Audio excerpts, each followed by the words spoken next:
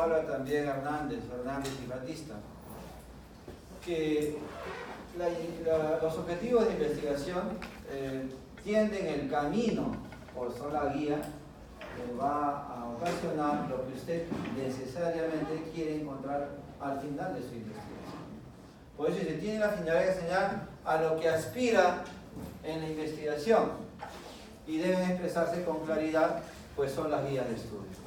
Lo que usted proponga como el verbo describir, identificar, determinar, valorar, cualquiera de los verbos que usted va a proponer, más adelante, cuando usted termine su investigación, usted tiene que corroborar ese verbo. Si usted dice comparar, ¿qué ha comparado? Si usted dice identificar, ¿qué cosa ha identificado? Entonces, en sí, el objetivo es una de las partes fundamentales de la investigación, porque es la guía de investigación. Si yo genero un objetivo, ¿qué quiere decir? Que más adelante yo tengo que comprobar si he cumplido con el objetivo o no. Pero si yo genero un objetivo y encuentro otra cosa, quiere decir que no hay hilación en la investigación que estoy haciendo, que es lo que pasa mucho en muchas tesis, en todas las ramas.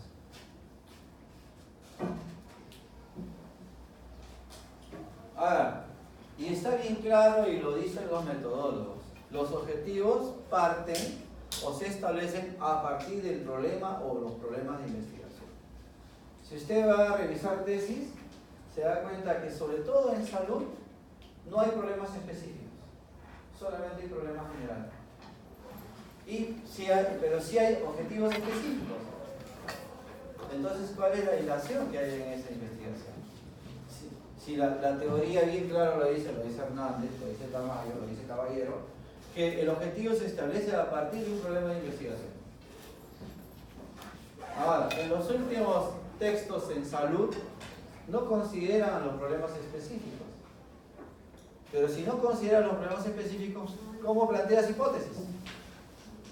Si la hipótesis parte de una pregunta que te hacen, tú no puedes responder algo que no te preguntan. Por lógica, ahí hay un problema. Entonces, si hacemos el seguimiento sistemático de la investigación, habría que plantear tanto problemas generales como problemas específicos. Objetivos generales, objetivos específicos. Hipótesis general, hipótesis específica. Para encontrar la hilación de cómo vamos a plantear todo el proceso. Pero estamos viendo en algunos autores nuevos, sobre todo los nuevos, que no están considerando eso. Y ahí que viene la equivocación o la tergiversación de todo el proceso de investigación. Ahora, el enunciado del objetivo expresa las posibilidades, límites y alcances del problema. Por tal razón, el objetivo viene a ser la guía de investigación. Yo planteo que voy a determinar la relación que existe entre A y B y al final de mi investigación yo tengo que encontrar ese objetivo. Si yo encuentro ese objetivo, mi investigación está buena. Si no encuentro ese objetivo, mi investigación está mal. Así de claro. Ahora, para toda investigación, solo vamos a tener un problema general, un objetivo general y una hipótesis general. No podemos tener dos. Podemos tener muchos específicos, pero solo uno general. En este caso, igual, los objetivos generales, o el objetivo general, es el logro terminal que va a alcanzar la investigación. Al final, cuando usted revise cualquier tesis, si te dice el objetivo general determinar, al final usted encuentra que se determinó la relación que existe, entonces se cumplió el objetivo. Entonces se cumplió la investigación. Pero si usted dice analizar y al final no analiza nada, entonces no está cumpliendo con el objetivo trazado. A veces ponemos verbos que son inalcanzables para esa investigación, entonces no hay relación. Y los objetivos específicos, que son los logros intermedios que permiten alcanzar el objetivo general. De repente quiero averiguar si existe alguna relación entre el género y lo que está pasando. Hay algunas enfermedades que están relacionadas al género. Hay algunas enfermedades que no distingue género. Entonces, eso también, hay enfermedades que están relacionadas al grupo etario, a la edad, ¿no es cierto? Más antes era poco probable ver niños con tuberculosis. Hoy hay niños, hay jóvenes y hay ancianos con tuberculosis. Más antes solamente teníamos diabetes, ahora tenemos diabetes 1 y diabetes 2, marcado de acuerdo al grupo etario. ¿De acuerdo? Y cada uno con diferentes características, pero bueno, con la problemática parecida. ¿Cómo se formulan los objetivos? Para formular los objetivos se enuncian en términos operativos u operacionales. ¿Qué quiere decir? Que debe significar una acción, que debe significar algún tipo de trabajo que se va a realizar. Y estas acciones se deben expresar con verbos. No existe un objetivo que no comience con un verbo. ¿Ok? Si usted va a trabajar un objetivo, lo primero que tiene que expresar es el verbo. Y después lo demás. Pero si no comienza con el verbo, no está indicando verdaderamente cuál es el proceso de su propia investigación. Estos verbos deben ser o se usan en el estado del infinitivo. ¿Qué quiere decir? Que tienen una acción. Ar, ir, or. Que deben tener una acción. Ese verbo, ese accionar del verbo, debe indicarme la capacidad de hacia dónde llego, hacia dónde busco y cómo voy a terminar. Y en un objetivo no se debe enunciar actividades por realizar, únicamente los logros que se debe alcanzar. O sea, determinar la relación que existe entre A y B en ciertas personas en cierto lugar, nada más. Pero no se debe explicar absolutamente nada más. El verbo debe ser corto, debe ser preciso y debe ser conciso.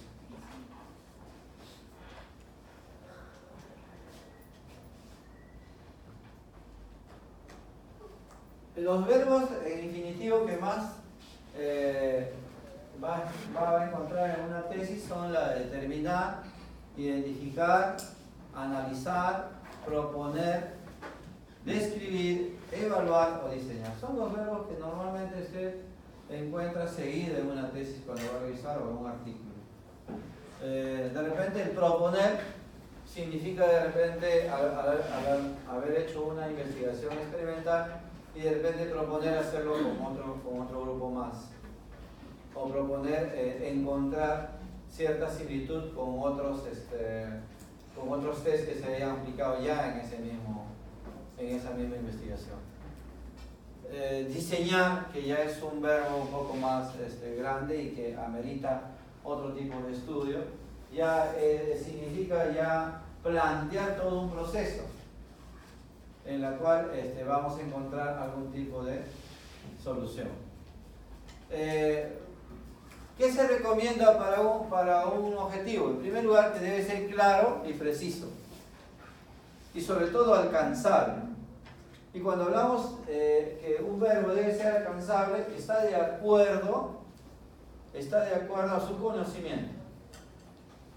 Por eso muchos de los investigadores no están de acuerdo que un estudiante comience haciendo un trabajo experimental. ¿Por qué? Porque todavía no tiene toda la pericia, todavía no tiene todo el conocimiento para de frente entrar a algo experimental. Debería entrar simplemente a un diagnóstico situacional. Por ejemplo, voy a una posta y averiguo cuántos casos de neumonía se presentan en este primer mes. Es un diagnóstico situacional.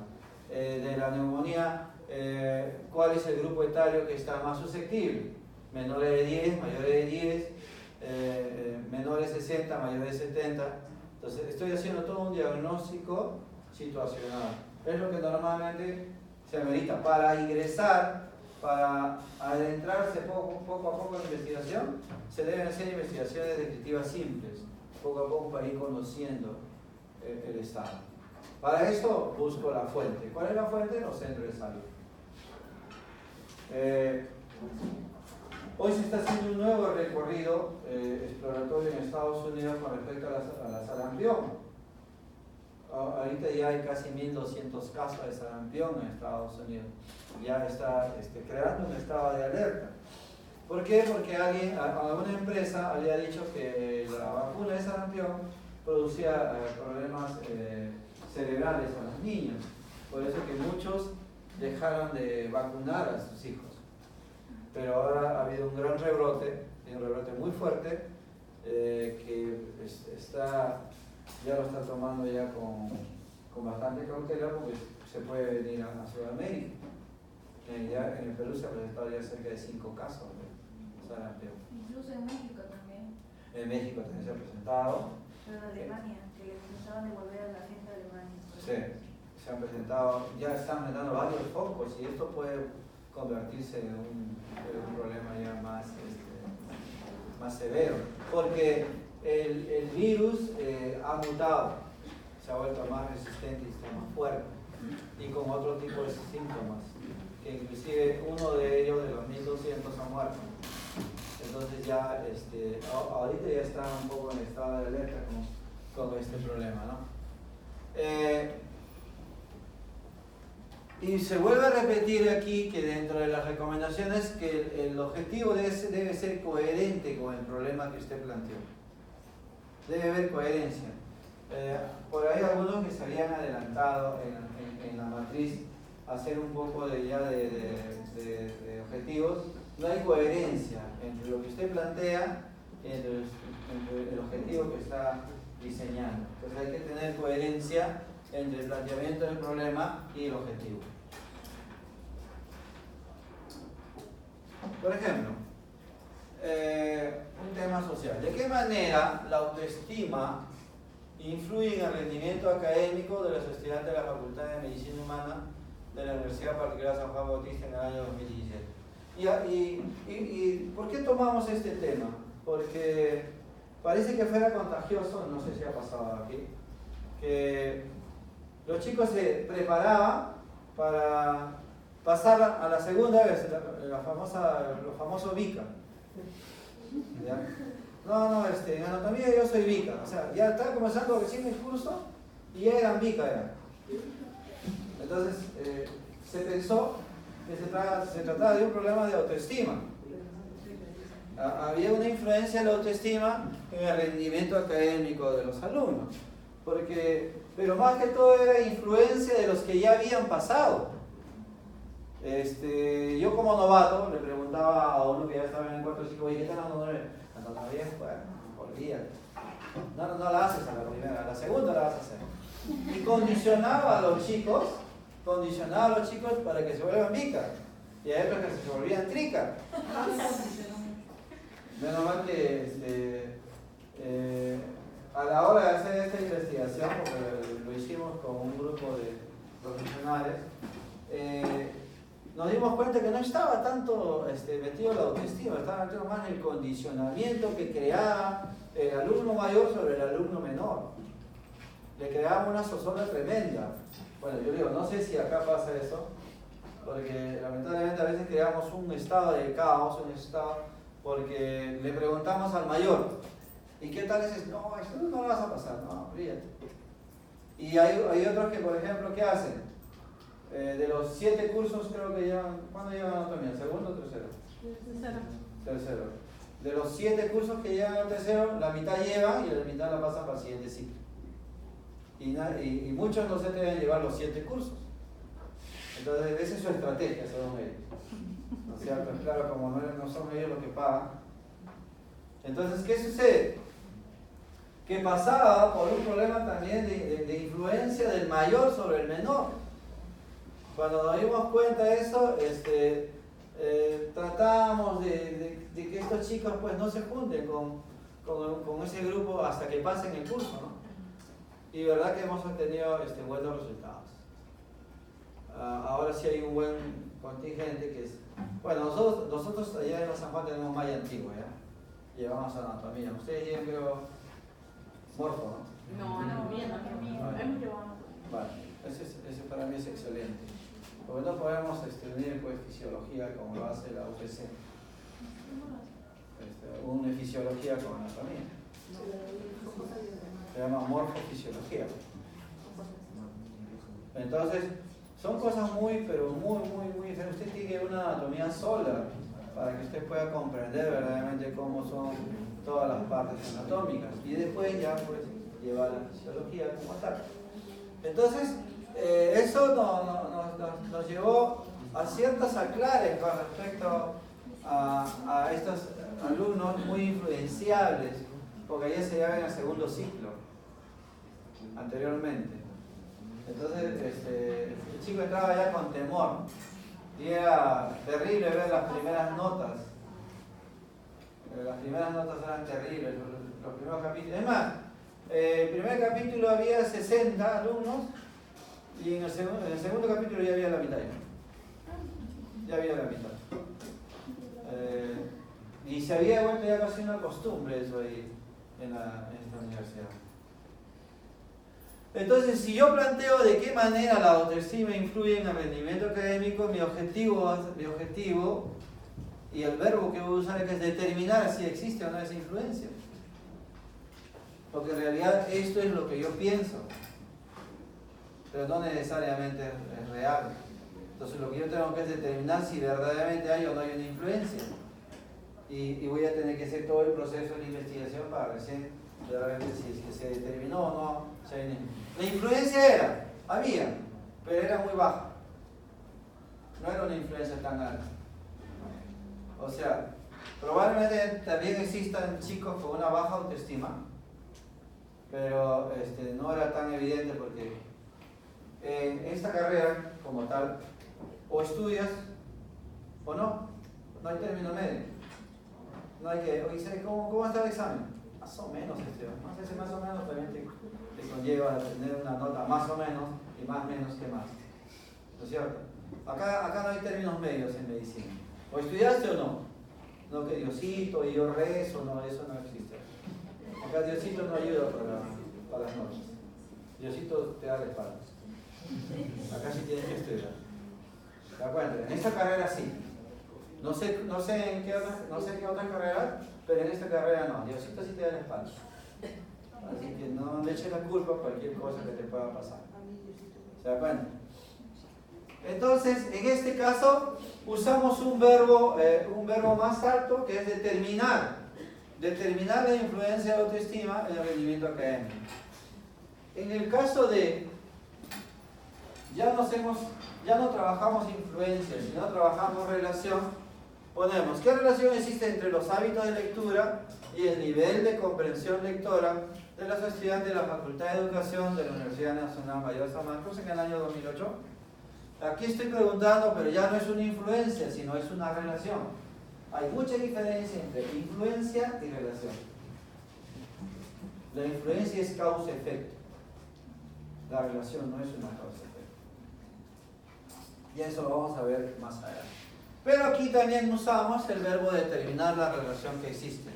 ¿Y por qué usamos determinar? Porque tampoco sabemos si en realidad los hábitos de lectura van a tener una relación con la comprensión lectora.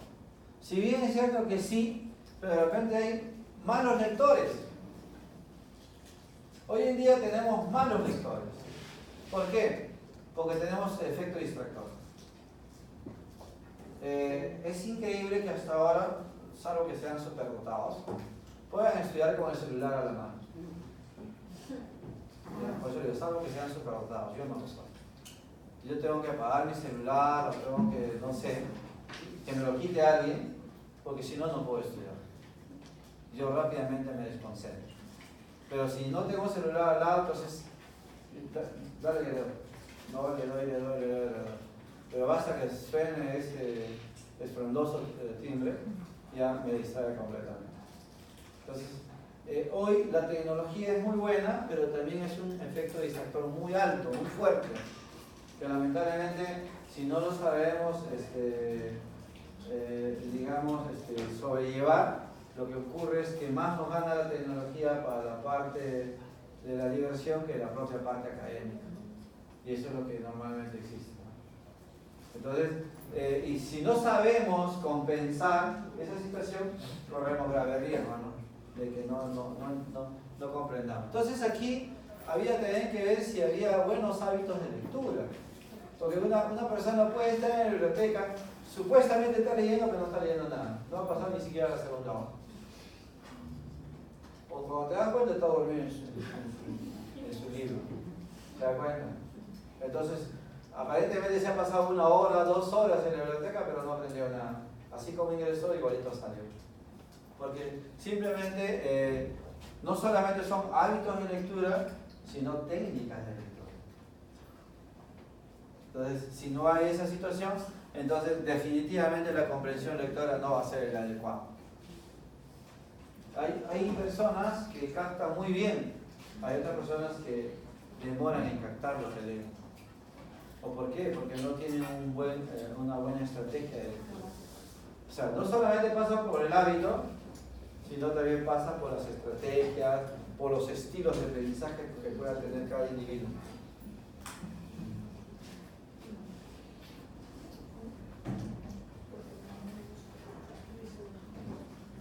Aquí, por ejemplo, estamos hablando de una investigación en la cual solamente estamos tomando el objeto de estudio, el cáncer de mama. Y como yo quiero ver un diagnóstico situacional, yo me pregunto cuál es la prevalencia de cáncer de mama en pacientes mayores de 40 años en el Hospital Arzobispo Loaiza en el año 2007. Esto de aquí se convierte en un diagnóstico situacional, porque yo quiero solamente diagnosticar si hay una prevalencia alta, si hay una prevalencia moderada o si hay una prevalencia baja. Hoy en día sabemos que hay una alta prevalencia con respecto, y sobre todo cada vez es mayor, y sobre todo cada vez lo peor es que cada vez ya no se está presentando a los 40 años, se está presentando a los 38 años. Hoy la casuística dice que cada vez el cáncer de mama no es que se ha ido más lejos de la edad, sino al contrario, se ha ido menos de la edad. Y resulta que puede ser que haya una variación en cuanto al virus. Entonces aquí puedes usar 2 verbos. Si tú dices cuál, es o lo identificas o lo determinas, pero no lo describes. El cuál significa identificar o determinar. El cómo, ahí sí te indicaría describir. En este caso que tú estás usando cuál. ¿Cuál es la prevalencia del cáncer? O puedes poner determinar o puedes poner identificar. Cuando usas la palabra cuál.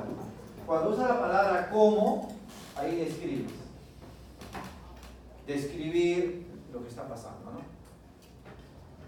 Entonces también de acuerdo a cómo planteas el problema, también puedes plantear los objetivos.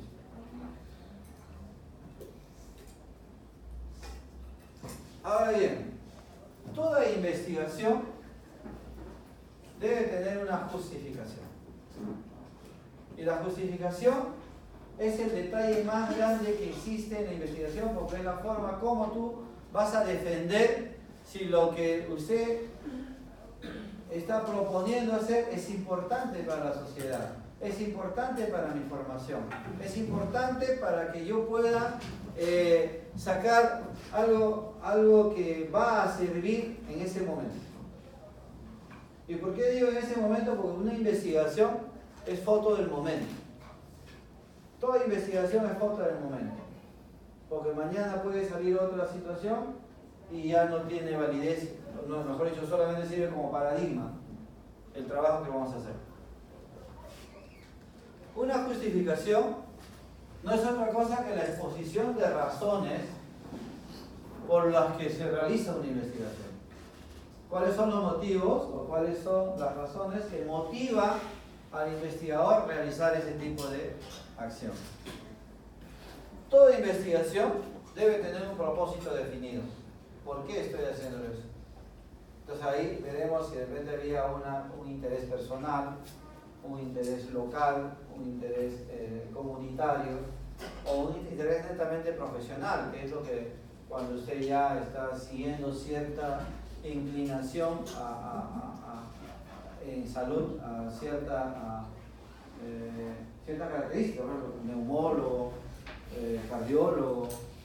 Entonces ahí sí usted está teniendo directamente un propósito definido. Este propósito debe ser lo suficientemente fuerte para que justifique la realización de esa investigación. Y ahí es donde caemos. Cuando pasamos a la siguiente parte de metodología, viene otro docente y le dice, no, tu investigación no va. ¿Pero por qué? No va porque simple y llanamente no tiene los argumentos necesarios como para poder seguir. Y usted dice, ya, si usted lo dice, que no vaya. Y lo termina por cerrar. Pero si usted tiene la suficiente fuerza para justificar su investigación, entonces nadie lo va a tumbar. Pero lamentablemente a veces nos dejamos sorprender y lo que yo he pensado hacerlo ya no lo hago. Por eso indica que se debe explicar por qué es conveniente llevar a cabo la investigación y cuáles son los beneficios que van a derivar de ella. Si esos beneficios son importantes para una población. Por ejemplo, se hizo un trabajo en la agraria, hace mucho tiempo se hizo un trabajo sobre esto de la sangrecita de res. Pero nadie le dio importancia. Es más, se mostró todos los cuadros de las proteínas que presenta y que podría en sí evitar o sanar cierta anemia, pero nadie le hizo caso. Y esa es una tesis que está hace más o menos 10 años o 12 años que se publicó eso. La sangre de res como una fuente proteica muy alta como para evitar para no tener problema de anemia. De eso se cogió este ingeniero, el ingeniero Ayacuchano, y de ahí produjo las galletitas que hoy lo están usando en Ventanilla, ¿sí? como un proyecto de evitar la anemia.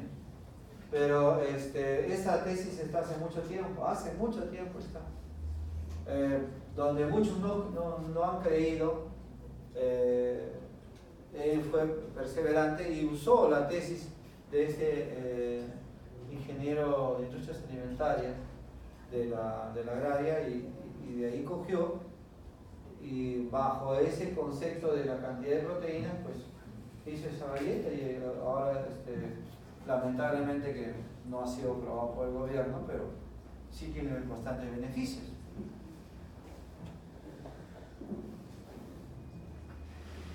Ahora, dentro de los criterios de justificación existen una justificación práctica. Hoy en día, cuando usted va a ver una tesis nueva, va a ver que se está dividiendo en una justificación práctica, una justificación teórica y una justificación metodológica. Entonces, cada una de ellas con ciertos argumentos para poder desarrollar la justificación. Dentro de la justificación práctica,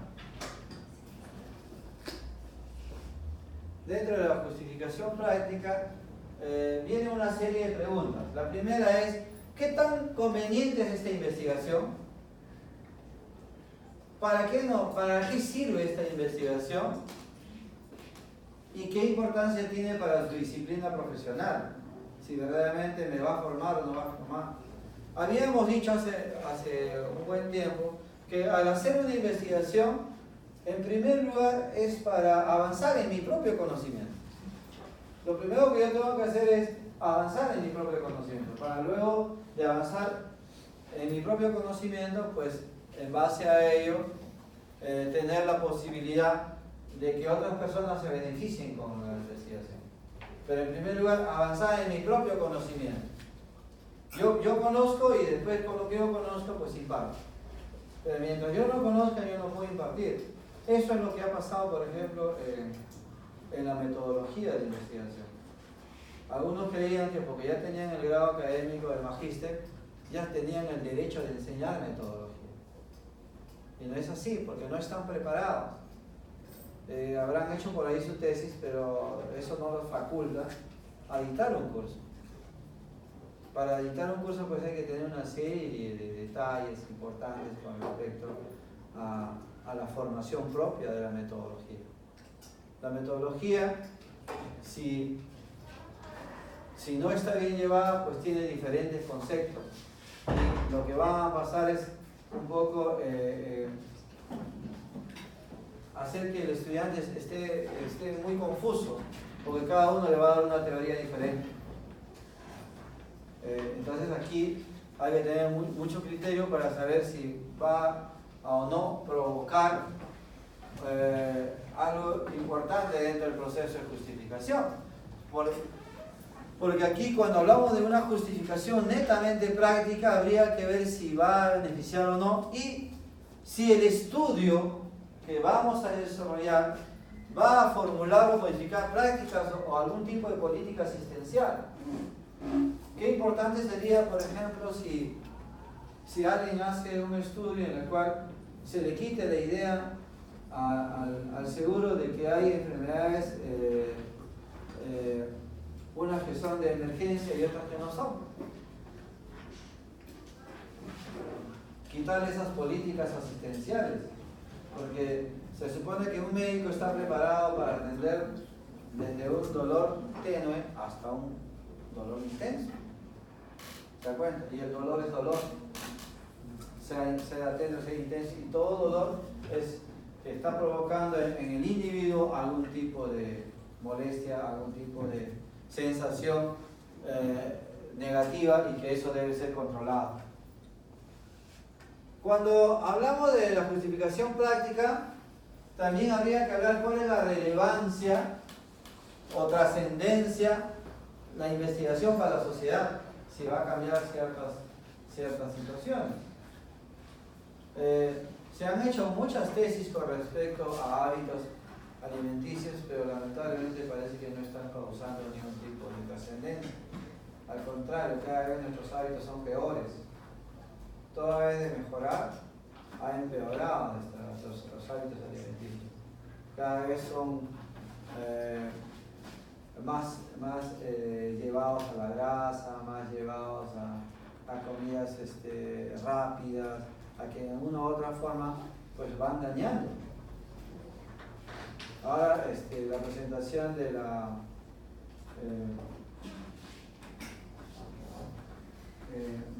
problemas a nivel del páncreas cada vez son mayores.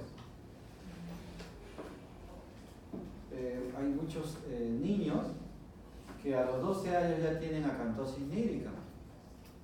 Nosotros pensamos que son cuellos cochinos, nosotros pensamos que no se bañan, pero son problemas de acantosis. Y la acantosis nídrica es un problema metabólico y que definitivamente va a llegar a ser diabetes. Definitivamente va a llegar a ser diabetes. Entonces a veces un examen de glucosa no lo encuentran, pero si haces una prueba netamente de insulina, ahí sí lo vas a encontrar. Y los ciclos van pasando, siguen pasando, hasta que un momento entra en shock. Y eso es un grave problema. Pero nosotros lo pasamos, normal, no pasa nada, hasta que ya viene el problema más fuerte. Entonces, habría que ver si esas investigaciones pequeñas, a las que nosotros llamamos pequeñas y de repente hasta sin importancia, pues son trascendentes para la sociedad. Se hizo un trabajo sobre acantosis nídrica en niños de 12 años y nadie le dio importancia. Nadie le dio importancia. Que son problemas metabólicos. Y ese niño estaba con problemas de sobrepeso. La mayoría de los niños que están con sobrepeso hacen acantosis nídrica, sobre todo en el cuello y en el codo, pero más en el cuello. Pero no se le toma la importancia de vida y ahí está el problema. En la justificación práctica también habría que preguntarse quiénes se benefician con esos resultados. Lógicamente la sociedad. Si es una buena investigación, lógicamente la sociedad se está beneficiando. ¿Pero de qué modo? De repente no tiene acceso a esa publicación, porque nos desinforman o simplemente nadie nos informa con respecto a ello. Y si verdaderamente va a ayudar a resolver un problema práctico, a un problema que se está dando en la sociedad.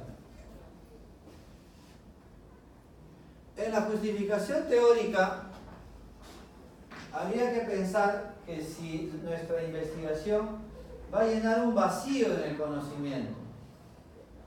Hoy en día, aparentemente, sabemos mucho de diabetes, sabemos mucho de tuberculosis, pero hay cosas que definitivamente no se hablan. Las prevenciones. Hablamos netamente de la enfermedad, pero no hablamos de la prevención. No hablamos cómo no llegar hasta ahí. Si nosotros pondríamos de repente aquí en la universidad avisos, cuidado con la comida chatarra, cuidado con esto, de repente bajaríamos un poquito. Pero como no hay ningún aviso, todo el mundo come lo que quiere. Y ese es un grave problema. Y mientras sigue la enfermedad avanzando. Entonces, de repente no se ha llenado bien el conocimiento. O si se podría generalizar los resultados o los principios más amplios, si se podría generalizar o no, o simplemente van a quedar ahí. Y si la información obtenida de esta investigación puede servir para comentar, desarrollar o apoyar alguna teoría. Hay muchas teorías que son todavía incipientes, todavía no están bien claras con respecto a salud. Entonces, si las teorías que nosotros vamos a aumentar van a ocasionar ello o no. Y por último, la justificación metodológica. De repente en salud no se aplica mucho la justificación metodológica, pero sí se aplica la justificación social. Pero en cuanto a la justificación metodológica, parte de esta pregunta: ¿puede ayudar a crear un nuevo instrumento para recolectar o analizar datos? Lo que falta en el Perú son instrumentos que puedan recolectar datos. Lo que pasa es que ya hemos saturado los que ya están estandarizados. Pero ¿qué otros instrumentos podríamos usar para recolectar datos? Eso es lo que falta en el Perú. Solamente usamos los estandarizados y que ya supuestamente están muy usados. Y algunos ya no ofrecen las garantías del caso. Y también en esa justificación, debe haber una sugerencia, se sugiere cómo estudiar más adecuadamente una población. Si a veces no tenemos acceso a las poblaciones, es porque no estamos buscando la manera de llegar a ellos.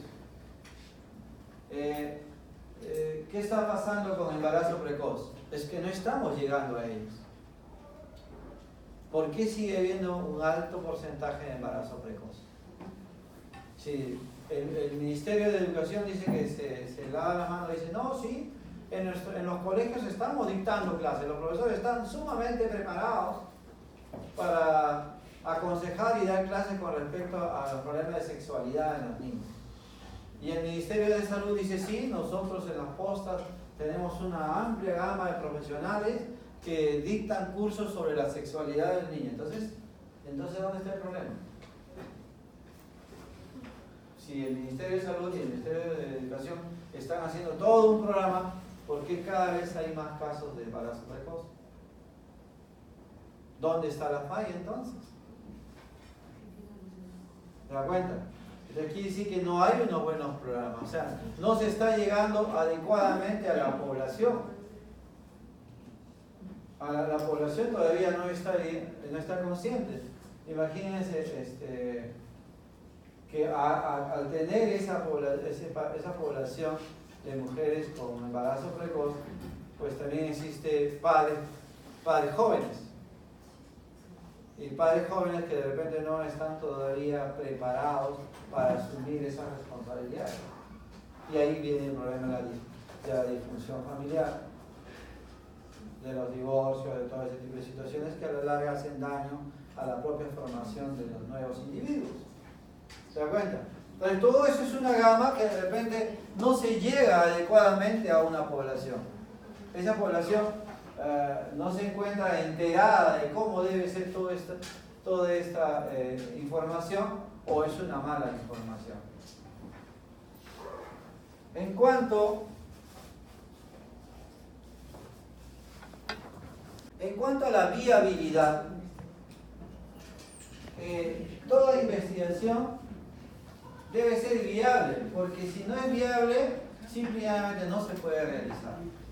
Y por ahora ustedes no se van a encontrar con ese problema porque cualquier planteamiento de investigación lo pueden hacer ahora. Pero el problema es que si ustedes tienen acceso a la información, cuando llegan a los hospitales, cuando llegan a los colegios, a los centros de salud, si verdaderamente van a obtener la información que necesitan para poder elaborar su investigación. Si usted, por ejemplo, quiere hacer, hace poco, un grupo de estudiantes de terapia física quería hacer un trabajo sobre el cáncer, la mastectomía y su relación con los problemas lumbares. Y era hay muy poca información a nivel mundial sobre eso. Solamente hay unas tesis de Colombia y unas de España. Pero cuando se quiso hacer acá, lamentablemente no se podía tener una buena data de cuántas mastectomías se hacen anualmente aquí en el Perú. No se pudo tener. ¿Y en qué edades se están haciendo? ¿Y a qué edad o a qué tiempo después de la operación postoperatoria comienza el problema lumbar? Entonces, es una tesis muy interesante, pero lamentablemente no es viable. No se puede tener información. Si tú no tienes acceso de repente a las neoplásicas, no vas a poder sacar información. Entonces, a eso vamos con la viabilidad. Debemos tomar en cuenta la disponibilidad no solamente de los recursos financieros, sino también de los recursos humanos. Si podemos llegar o no a sacar esa información. Fíjese cuántas enfermedades intrahospitalarias se están dando, cuántos profesionales de la salud se están enfermando, pero no hay esa información. Es una información que se maneja muy, pero muy secreta. Hay médicos y enfermeras que están con tuberculosis. Se sabe que hay tuberculosis a nivel de profesionales de salud, pero no sabemos cuántos. Simplemente le dan el descanso, le indican que, o si son contratados, lo despiden, así de simple, y no sabemos realmente una buena data. No tenemos una data específica. Se sabe que se presentaron el año pasado no sé cuántos casos acá en el que está en el Agustino, ¿cómo se llama? El Hipólito. Hubo más de 10 casos de tuberculosis a nivel de profesionales de la salud, pero se han manejado muy hermético. Y no se puede tener una realidad de ello. Deberíamos tener una realidad de ello para comenzar a mejorar la bioseguridad. Ahora, hay pacientes también que salen con tuberculosis, pacientes adultos que han entrado sin ningún problema de tuberculosis y salen con tuberculosis. Entonces, esas investigaciones por ahora son inviables. ¿Por qué? Porque simplemente no hay forma de disponer de recursos humanos que nos otorguen la información valedera.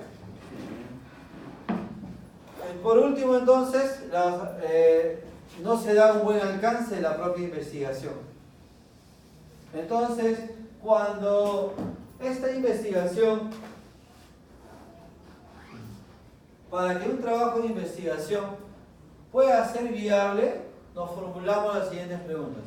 ¿Es posible llevar a cabo esta investigación? ¿Tenemos todos los recursos para poder llevar a cabo la investigación? ¿Y cuánto tiempo tomaría realizarlo? ¿Cuánto tiempo nos llevaría a tomar verdaderamente una investigación? Si por ahí alguien ha tenido la mala suerte de estar en la neoplasia por algún motivo, se da cuenta que hay mucha gente que necesita 2 hasta 3 terapias en una semana y no hay cama. No hay cama y se quedan a dormir ahí afuera. Es increíble ver por qué no hay una buena planificación con respecto a o simplemente ya colapsó la neoplástica. A mi parecer ya colapsó la neoplástica. Ya rebasó la cantidad de pacientes que puede atender. Porque ahí afuera, en la parte de emergencia, están esperando muchos pacientes ahí tendidos, echados fuera sin ningún tipo de protección, porque simplemente están esperando que sean atendidos y lamentablemente no cubre la necesidad. En cuanto al trabajo que vamos a realizar en la matriz, hay que llenar el objetivo general y los específicos de sus problemas. ¿Ok? Eso es en la parte práctica. ¿Alguna pregunta? Entonces, en su matriz, hemos dejado hasta planteamiento del problema, vamos a llenar objetivos.